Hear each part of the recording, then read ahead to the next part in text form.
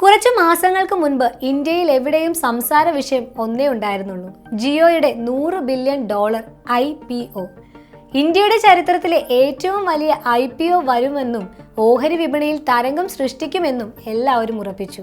സാധാരണ നിക്ഷേപകരായ നമ്മളടക്കം അതിലൊരു പങ്ക് നേടാൻ കാത്തിരിക്കുകയായിരുന്നു. എന്നാൽ പെട്ടെന്നൊരു ദിവസം ജിയോ IPOയെ കുറിച്ചുള്ള വാർത്തകളെല്ലാം അപ്രത്യക്ഷമായി. ആ ആവേശം കെട്ടടങ്ങി. എന്തുകൊണ്ടാണ് ഇത് സംഭവിച്ചത്? ഇതിനൊരു ഞെട്ടിക്കുന്ന കാരണമുണ്ട്. യഥാർത്ഥത്തിൽ ജിയോ ഒരു ടെലികോം കമ്പനിയല്ല. ഇത് കേൾക്കുമ്പോൾ നിങ്ങൾ ചിന്തിക്കുന്നുണ്ടാകും, എങ്ങനെ ശരിയാകും? 47 കോടിയിലധികം വരിക്കാർ, രാജ്യമെമ്പാടും 1 ലക്ഷത്തിലധികം ടവറുകൾ, ഇന്ത്യയിലെ ഏറ്റവും വലിയ ടെലികോം നെറ്റ്വർക്ക്, ഇങ്ങനെയൊക്കെയുള്ള ജിയോ എങ്ങനെ ഒരു ടെലികോം കമ്പനി അല്ലാതാകും? അവിടെയാണ് ഈ IPOയുടെ കാലതാമസത്തിന്റെ രഹസ്യം ഒളിഞ്ഞു കിടക്കുന്നത്. നമുക്ക് വിശദമായി പരിശോധിക്കാം.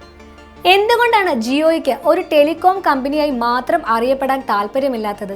അതിന് നമ്മൾ 2016 തിരിഞ്ഞു നോക്കണം. അന്ന് റിലയൻസ് ഇന്ത്യൻ ടെലികോം രംഗത്ത് ഒരു സർജിക്കൽ സ്ട്രൈക്ക് നടത്തി. സൗജന്യ ഡാറ്റയും വളരെ വില കുറഞ്ഞ സ്മാർട്ട് ഫോണുകളും നൽകി അവർ വിപണി പിടിച്ചടക്കി. ഏതാനും വർഷങ്ങൾക്കുള്ളിൽ 47 കോടി വരിക്കാരെ നേടുകയും ചെയ്തു. യഥാർത്ഥത്തിൽ ഇതായിരുന്നു IPOയ്ക്ക് ഏറ്റവും നല്ല അവസരം. എന്നാൽ റിലയൻസ് അതിന് മുതിർന്നില്ല. ആ തീരുമാനം വളരെ ആലോചിച്ചെടുത്ത ഒന്നായിരുന്നു. കാരണം ഇന്ത്യയിലെ ടെലികോം മേഖലയുടെ സുവർണകാലം അപ്പോഴേക്കും അവസാനിച്ചിരുന്നു. ജിയോയുടെ വരവോടുണ്ടായ പ്രൈസ് വാർ മറ്റ് കമ്പനികളുടെയെല്ലാം നടുവൊടിച്ചു. കടം കയറി പല കമ്പനികളും പൂട്ടിപ്പോയി. ഒരു കാലത്ത് 13 ടെലികോം കമ്പനികൾ നിറഞ്ഞു നിന്ന ഈ രംഗം വെറും 3-4 പ്രധാന കമ്പനികളിലേക്ക് ഒതുങ്ങി. ഇപ്പോൾ കൂടുതൽ സിം കാർഡുകൾ വിൽക്കുന്നതിനോ ടവറുകൾ സ്ഥാപിക്കുന്നതിനോ നിക്ഷേപകർ വലിയ വില കൽപ്പിക്കുന്നില്ല. ഉയർന്ന മൂല്യം ലഭിക്കുന്നത് ടെലികോം കമ്പനികൾക്കല്ല, മറിച്ച് ഡിജിറ്റൽ അടിസ്ഥാന സൗകര്യങ്ങൾ ഒരുക്കുന്ന ടെക് ഭീമന്മാർക്കാണ്. ഇതാണ് ജിയോയുടെ യഥാർത്ഥ ലക്ഷ്യം. അവർക്ക് വേണ്ടത് ഒരു ടെലികോം കമ്പനിയുടെ മൂല്യമല്ല, മറിച്ച് ഒരു ടെക് ഭീമന്റെ മൂല്യമാണ്. ഇതിന് വ്യക്തമായ തെളിവുകളുണ്ട്.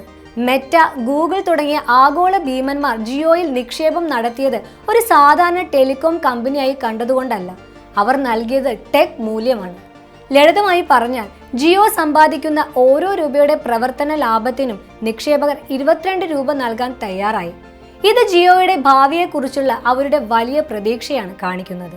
കഴിഞ്ഞ കുറച്ചു വർഷങ്ങളായി മുകേഷ് അംബാനിയുടെ പ്രസംഗങ്ങളിലും റിലയൻസിന്റെ വാർഷിക റിപ്പോർട്ടുകളിലും ഈ ലക്ഷ്യം വ്യക്തമാണ്. Artificial intelligence, cloud computing, data സെന്ററുകൾ എന്നിവയിൽ കോടിക്കണക്കിന് ഡോളറുകളാണ് ജിയോ നിക്ഷേപിക്കുന്നത്. എന്നാൽ ഈ ഗെയിമിൽ ജിയോ തനിച്ചല്ല. ആഗോള ടെക് ഭീമന്മാരും ഇന്ത്യൻ ഡിജിറ്റൽ വിപണിയിലേക്ക് കണ്ണുവെച്ചിരിക്കുകയാണ്. മറുവശത്ത് ആമസോണിന്റെ പ്രോജക്റ്റ് കൈപ്പറും ഇതേ ലക്ഷ്യവുമായി രംഗത്തുണ്ട്. ഇതിനെല്ലാം പുറമെ Amazon web services, Microsoft Azure, Google cloud എന്നിവരെല്ലാം ഇന്ത്യയിൽ വലിയ ഡാറ്റാ സെന്ററുകൾ നിർമ്മിച്ചുകൊണ്ട് മത്സരം കടുപ്പിക്കുന്നു. ഈ മത്സരത്തെ നേരിടാൻ ജിയോ തങ്ങളുടെ ടെലികോം തന്ത്രം വീണ്ടും പുറത്തെടുത്തു. അടുത്തിടെ അവർ തങ്ങളുടെ വരിക്കാർക്ക് 100 GB ക്ലൗഡ് സ്റ്റോറേജ് സൗജന്യമായി പ്രഖ്യാപിച്ചത് ഇതിന്റെ ഭാഗമാണ്. വർദ്ധിച്ചു വരുന്ന ഈ മത്സരത്തിന് പുറമെ മറ്റൊരു വലിയ വെല്ലുവിളിയുമുണ്ട്. മാറിക്കൊണ്ടിരിക്കുന്ന സർക്കാർ നിയമങ്ങൾ. പാർലമെന്റ് പുതിയ ഡിജിറ്റൽ ഇന്ത്യ ആക്ട് തയ്യാറാക്കുന്നു. പുതിയ ഡാറ്റാ സംരക്ഷണ നിയമങ്ങൾ വരുന്നു. ഈ പുതിയ നിയമങ്ങൾ ആർക്കാണ് കൂടുതൽ ഗുണം ചെയ്യുക എന്ന് ആർക്കും ഉറപ്പില്ല. ഈ കടുത്ത മത്സരവും നിയമപരമായ അനിശ്ചിതത്വവും കാരണം പല സാമ്പത്തിക വിദഗ്ധരും ജിയോയുടെ പ്രതീക്ഷിച്ചിരുന്ന മൂല്യം കുറച്ചിട്ടുണ്ട്. ഇത് അവരുടെ IPO സ്വപ്നങ്ങൾക്ക് ഒരു മങ്ങലേൽപ്പിച്ചു. ചുരുക്കി പറഞ്ഞാൽ, ഒരു ടെക് ഭീമനായി അംഗീകരിക്കപ്പെടാൻ മാത്രം വലിയൊരു മുന്നേറ്റം ഡിജിറ്റൽ രംഗത്ത് നടത്തിയ ശേഷമേ ജിയോ IPOയുമായി വരൂ. അല്ലാതെ ഒരു സാധാരണ ടെലികോം കമ്പനിയായി കുറഞ്ഞ മൂല്യത്തിൽ വിപണിയിലെത്താൻ അവർ ആഗ്രഹിക്കുന്നില്ല. അവർക്കതിന് സാധിക്കുമെന്ന് നിങ്ങൾ കരുതുന്നുണ്ടോ? നിങ്ങളുടെ അഭിപ്രായങ്ങൾ താഴെ കമന്റ് ബോക്സിൽ അറിയിക്കുക.